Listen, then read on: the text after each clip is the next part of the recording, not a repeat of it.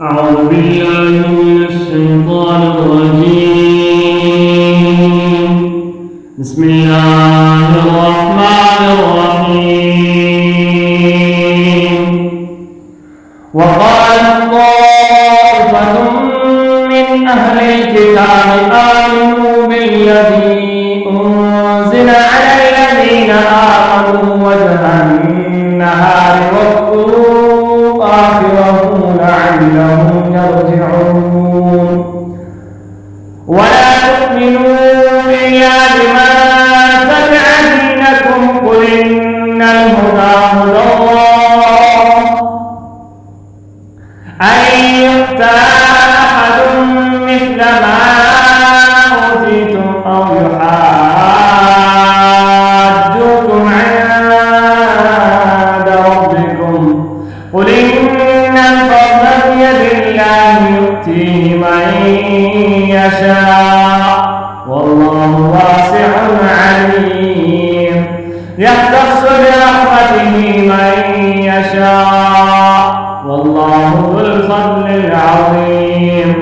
ومن أهل الكتاب من إذا تأمنه بقنطار يؤديه إليك ومنهم من إذا تأمنه بدينار لا يؤديه إليك إلا ما دمت عليه قائما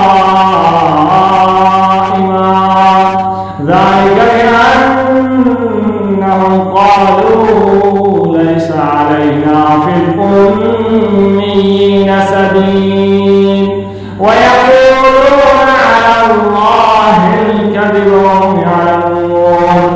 بلى من أوفى بعهده واتقى فإن الله يحب المتقين.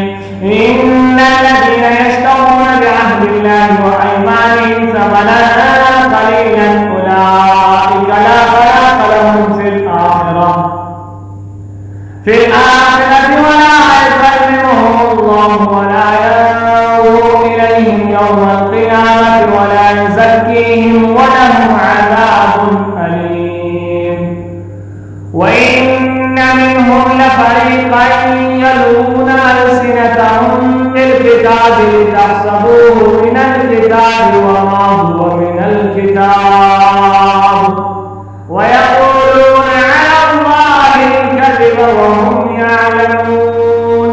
ما كان لبشر أن يؤتيه الله الكتاب والحكم والنبوة ثم يقول للناس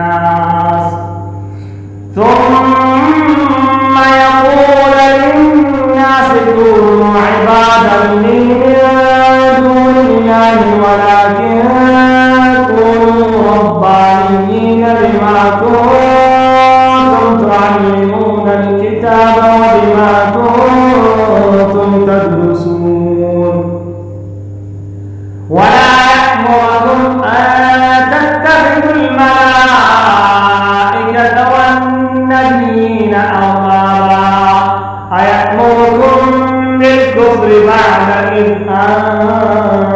أنتم مسلمون. صدق الله العظيم.